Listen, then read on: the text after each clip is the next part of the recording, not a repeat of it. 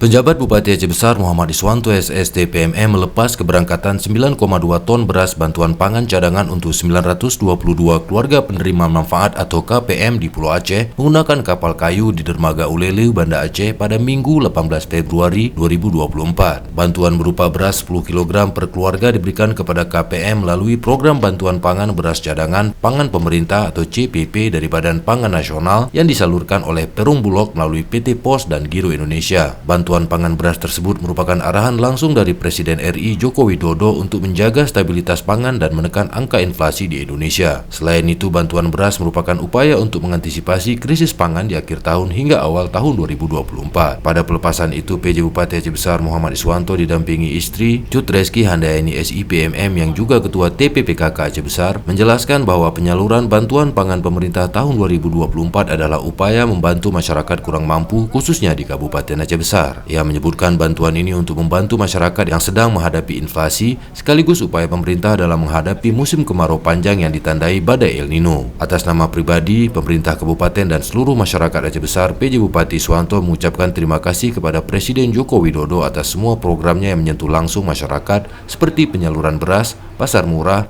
penyaluran bantuan ikan segar, dan penyaluran LPG tepat sasaran. Ia menyebutkan untuk penyaluran bantuan pangan tahap pertama Kabupaten Aceh Besar diberikan kepada 40.169 KPM dan khusus Kecamatan Pulau Aceh diperuntukkan untuk 17 kampung dengan jumlah KPM 922 orang. PJ Bupati Iswanto mengungkapkan sebelum penyaluran bantuan pangan cadangan beras sudah melakukan koordinasi dengan Dinas Pangan dan Dinas Sosial Aceh Besar agar memvalidkan data penerima sehingga penyalurannya bisa cepat dilakukan dan tepat sasaran, di mana penerima bantuan ini yang tergolong miskin dan kurang mampu serta membutuhkan bantuan pangan untuk memenuhi kebutuhan sehari-hari. Ia menjelaskan bantuan untuk Kecamatan Pulau Aceh diserahkan di dua lokasi. Lokasi pertama diserahkan di Pelabuhan Dedap dengan jumlah bantuan sebesar 3,1 ton yang diterima oleh 314 KPM, dan untuk lokasi kedua diserahkan di Balai Nelayan Gampong Gugup dengan jumlah bantuan sebesar 6.080 kg yang diterima oleh 608 KPM.